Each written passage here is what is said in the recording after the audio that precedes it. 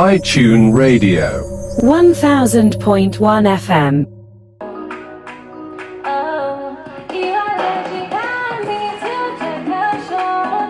Kí n tiẹ̀ rẹ́ni nǹkan tó máa jẹ́jìká fún mi. Gbogbo aṣọ ló ti fẹ́ bọ́ tán lára. Èjìká rèé látọwọ́ Dénìkẹ́. Ni mo fi ń kí wa káàbọ̀ sórí ìkànnì yìí hi-tunezradio 1000.1 FM tó mì gbòòrò títì.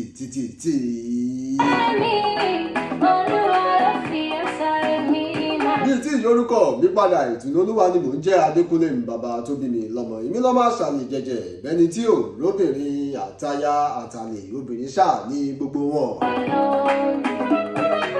Èmi lọ́mọ ojúrò ń gbé ọ̀gẹ̀dẹ̀ pagbo májú ọmọ ṣẹ̀ bọ́rà ìlú màfọ̀ bó bá kìmí títí kìmí délé ìyá mi. Èmi lọ́mọ abẹ́rẹ́ mẹ́ta ìṣàgá ìkọ́kán ìkọ́tẹ̀ ìkan tó kù lọ́ fi rán gbaṣọ káàkiri gbogbo àgbáńlá ayé o.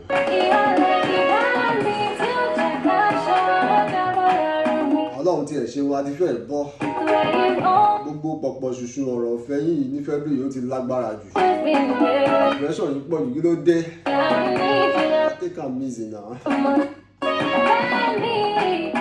Nínú oṣù February yìí a ti sọ̀rọ̀ lórí 1 or 2 nípa ọ̀rọ̀ ọ̀fẹ́. Àmọ́ àwọn tí màmá bá sọ̀rọ̀ jù lónìí ni àwọn about to marry. Àwọn tó ti wà ní péréte àti ṣègbéyàwó. Mò ń sọ níjẹjọ wípé mo wà fún níwà ló ń jẹ́ kọ́rẹ́ ó jọ̀rẹ́ o. Àwọn ìwà kan ti wà tó yẹ pé o ti mọ̀ pé sísí ẹ máa ń ṣe àbí bọ̀bọ̀ ẹ ó máa ń dánwò nígbà tẹ́ ṣe wà ní about to marry yìí. Tó jẹ́ pé o dẹ̀ gbà ó fara mọ́. Ni wọ́n marry tán kó wá máa wo marriage as category àtòrògbó yẹ kó fi change àwọn ìwà yẹn. Àwọn ìwà kan wà tẹ́ pé èèyàn máa gba kámú ni tó bá change déédéé bí ó dẹ̀ change náà ẹ máa fún mi lò lọ bẹ́ẹ̀ ni o. Imagine ìwọ ọkọ ìyàwó o láìkí kóbìnrin máa lọ patí. Ìgbà tẹ̀lẹ̀ tí ń déètì o ti mọ̀ pé ọmọ 247 ìyàwó ẹ̀ ó láìkí patí ń tiẹ̀ o. Every weekend we are outside ni. Tó bá ti mọ̀ pé o láìkí ẹ̀ ti jọ sọ kó ti kú náà kò jẹ́ pé tó bá máa rí ìlú máa ranjú mọ́mọ́ ọlọ́mọ o. Máa ranjú mọ́mọ́ ọlọ́mọ o. Bẹ́ẹ̀ sì rèé bóyá ìwọ ọkùnrin ò láìkí kí obìnrin máa wọ skimpy àwọn sexy dress yẹn. Ọmọ ọlọ́mọ tí ò dẹ̀ lè wá parẹ́. Na relationship she dey she no keep herself. So tó bá ti mọ̀ pé o ò lè gbà kó sì máa wọ̀ tẹ́ bá ti fẹ́ra yín sílẹ̀. Kò bá dáa kẹ́ ẹ jọ sọ ní tùbínùbí kẹ́ ẹ tó sọ yes I do o.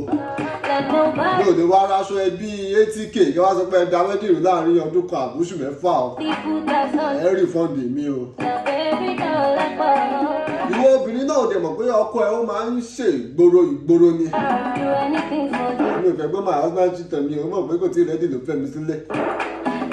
Àwọn wà kan wà kó ń fìyàn sílẹ̀ àfi téèyàn bá decide nínú ara ẹ̀ mú un máa fi sílẹ̀ nìkan ni. So ẹjọ́ sọ́ọ̀sì kẹjọ lọ́ọ́ kó kúná. Kó tó di pé ẹjọ́ ṣe for better for good o. For good for enjoyment.